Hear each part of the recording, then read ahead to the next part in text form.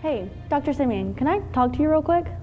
Hey, Julie, how you doing? Of course you can. I'm good. Scarlet Letter, written by Nathaniel Hawthorne. Yeah, it's actually one of my favorite books. Okay, so you know the story behind it. It's about a woman named Hester Prynne who has a child after engaging in an adulterous affair. As punishment, Prynne was made to publicly wear a Scarlet Letter A to represent her adultery. Yes. But what's so interesting about this novel is that Hawthorne focuses more on the aftermath of the affair rather than the affair itself. Hawthorne explores the themes of judgment, guilt, isolation, and free will. But what's so intriguing is that whenever you're reading it, you initially don't understand the importance of these themes. And the themes are affecting multiple characters in the book at the same time, just internally, through internal judgment, internal guilt, internal isolation, and they're affecting multiple characters in the book at the same time. So. Yeah, and it's all based on this, it's kind of like, I'm kind of starting to get what you're talking about, I think.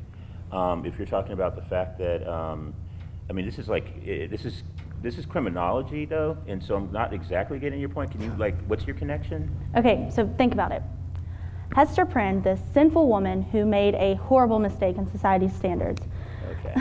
She served her time and she was able to forgive herself, yet society continued to see her as a sinner, and they continue to shame her. I mean, does this sound familiar?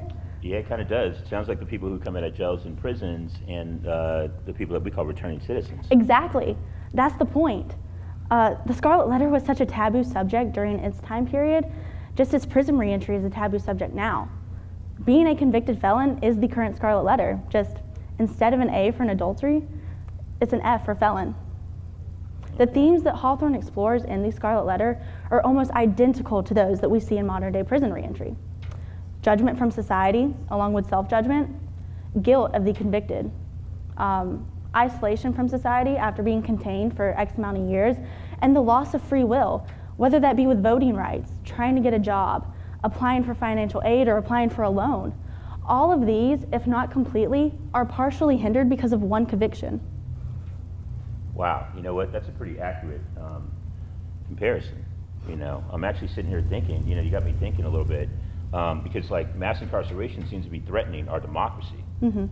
And some of my thoughts are kind of like, what would happen if we focused on helping people come out of jails and prisons instead of focusing on the act that got them arrested or incarcerated in the first place. Okay. Right? And then another one, kind of going along with what Nathaniel Hawthorne said or wrote about, was basically what happens if we focus on the aftermath of the conviction instead of, looking at people's futures and their lives after jails and prisons, mm-hmm. as opposed to what happened to get to the initial conviction in itself, right?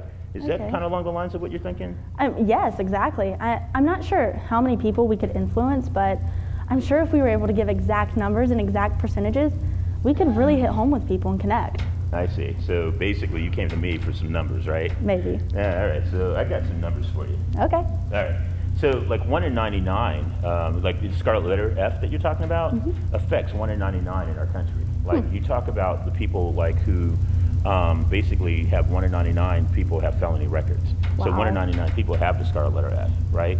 And then you also talk about the fact that 2.3 million people are locked up in our prisons, and you're not even talking about jails, parole, and probation. That's right. So we estimate about 5 million people are actually in the system itself, which is really crazy if you mm-hmm. think about it.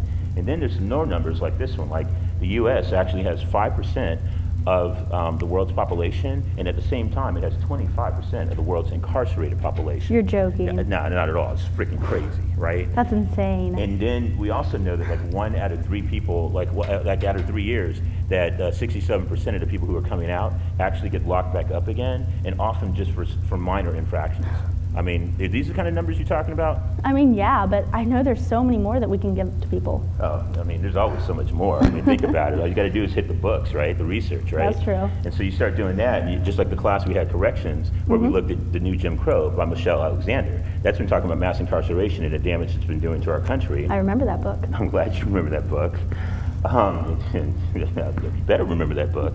And then I also remember Jeremy Travis and David Pager and Bruce Western and Joan Peter Celia mm-hmm. and others are basically putting in motion that the mark of a criminal record basically has this whole, it has an impact on jobs and the fact that people can't, live anywhere.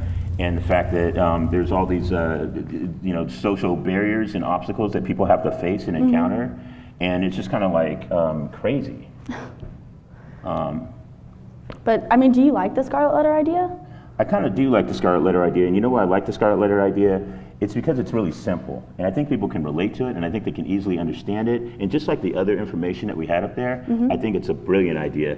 And I like the fact that it's yours. Oh, thank you, Dr. Simeon. I really appreciate that. But I do want to bother you with another problem that I have. Sorry, you never bother me.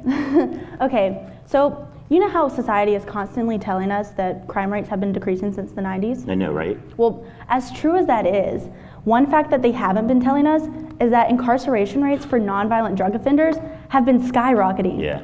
So crime rates are decreasing, yet the number of people being locked up is increasing. Crazy. Does that make any sense? Not at all. It's nuts. I mean, wouldn't these people be much better off in drug treatment facilities rather than being in prison for their mental health illness? I mean, I guess if human dignity doesn't mean anything to you, maybe the fact that it costs a lot less than the $30,000 per inmate that we're spending annually.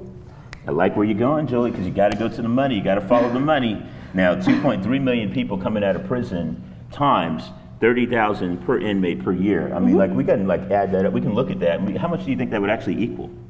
I'm not a math major. I'm not good at math, but I know it's more than 2.3 million. Yeah, it's a little bit more than 2.3 million. Okay, let's say around 6 billion. That's a big number. It is a big number, but I think it's still under it. I think we need to go to the board. You think? I think so, yeah. Let's Okay. go to the board. So 2.3 million inmates, right? Okay. Times 30,000 per inmate per year, right? I mean, it's got to come to about 20 million, 20 billion. Whoa. Oh. What? We were just a tad off. Hello. And that's like Okay. every year. That's crazy. It explains a lot about why the system might be so hard to change. Somebody's profiting off of that, and I don't think it's the inmates. I may be wrong, but wouldn't that be as if a person was living off of $1 million a year consecutively for 69,000 years? Oh my God. Yeah, that's crazy. And we're not even talking about jails. That's so wrong. Yeah. Our society seems to be an unforgiving one that won't give these people a break once they're released. If we can help those people who are released and help them transition back into society, then they can become productive citizens. You know, citizens who pay taxes, who pay the taxes to house the other inmates. Yeah, yeah. I mean, I don't think I want to pay those taxes. I don't, and Yeah, I don't tell even me. pay taxes yet. You don't even, yeah. Oh, wow. Hey, look at you. I got to pay them, what, April? Wow. So I'm thinking that this isn't exactly how things are working right now. And that what usually happens right now is that we have people who do the crime and do their time.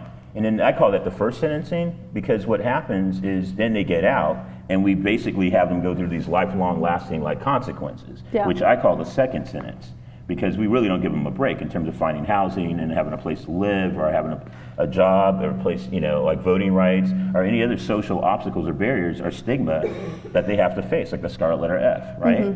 And so you're just like, what do you do with the situation? And it kind of leads me to thinking about a couple of different values. Like there's one story I can tell you, and it's when I was a student, right? And so when I was a student at UNC Graduate School in Chapel Hill. Go Tar Heels. Yeah, go Tar Heels for sure. I was sitting there I was volunteering at a minimum security prison with the superintendent warden named Mike Tum, and he was just like, look, you got to concentrate on the cream of the crop. And I was like, well, what does that mean, right? That's strange. I know. And then he said, well, the people that are in prison already who are trying to focus on making their lives better. Like they're in drug treatment, they're in education classes, they're doing all these other classes that were actually improving their lives while they're inside. And his whole thing was, look, if they're motivated like that while they're inside, that if we set up structures and things for them when they came outside, they'd actually be just as motivated and would probably become productive tax-paying citizens, right? And so that's one kind of value and one approach, right? But the other one that really bugs me, is that there's people that seem to be profiting, like making money out of this misery and out of the situation. And, my thing is, when you value profits over people, it just kind of irks me, you know what I'm saying? And I'm thinking about these private prisons who go into these low income neighborhoods, like the kind of neighborhood I was from, right? Oakland, got that. And so you basically have these, people coming in and they start scouring for third grade reading scores. Wait, really? Yeah, really. And if they're like low enough, then they're like, ka-ching, we can build a prison right here. Wow. Crazy, right? Me, I go into a low-income neighborhood like that, and there's poor reading grade scores, and I'm thinking, wow, build something, right? But I'm thinking build a mentor program. See what I'm saying? Yeah. Like this whole value profits over people thing, it's crazy. It's kind of like they were trying to take the high school, the prison pipeline, and start it with third graders. I don't really like it. What do you think about it? You think that's the right thing to do? I mean, I guess business-wise, that's pretty strategic. But I mean, morally, no, it's out of the question. That's completely wrong. But I mean, people do it. I'm gonna watch you. Yeah. Sorry. Yeah, all right. I'm just saying. But you know, I'm gonna go ahead and talk about Probably language. Change and how we need to talk about change. We need to start with language. Yeah, I think so. We need to look at the fact that when you have, who wants to be known as an X, right? Yeah. And you have a number of years in which you're going to be an X, you know? I don't want to be known as an ex-husband. Do you want to be known as an ex-girlfriend? No, not really. Do you want to be known as an ex-employee? You know? I'm just saying, we got to look at things and really put them in perspective. If we're using the words like ex-con and ex-offender, we really need to rethink what we're doing. And we need to kind of go back and look at the human dignity of each of these people that are coming out, that have served their time. And we need to start calling them like people with criminal records, or formerly incarcerated, or returning citizens. You know, I completely agree with you, Dr. S. Language is the core of communication, and communication is the key to connecting with and understanding others. I believe by slapping on these labels and titles, we are unknowingly acknowledging a distinction between ourselves and from whom we are talking about. But who are we to judge one another? We all make mistakes, just most of us don't get caught for them. Right. So let me give you an example, and you guys. How many of you have ever taken a prescription pain pill that wasn't prescribed to you? Maybe you're an athlete and your back was hurting, so you borrowed a Loratab from your mom or your friend. Maybe it was finals week and you needed a few extra hours of studying, so you bought or you sold an Adderall or a Vyvanse. Well, did you know that under Alabama's drug possession laws, mere possession of just one of these medications unlawfully is considered a Class C felony?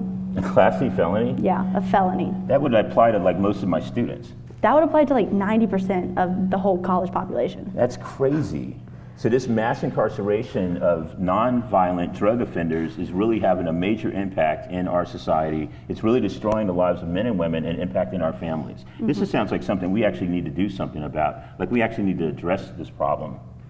So with convicted felons, how can we get people to focus on the future potential rather than holding on to this stigma that all criminals are bad?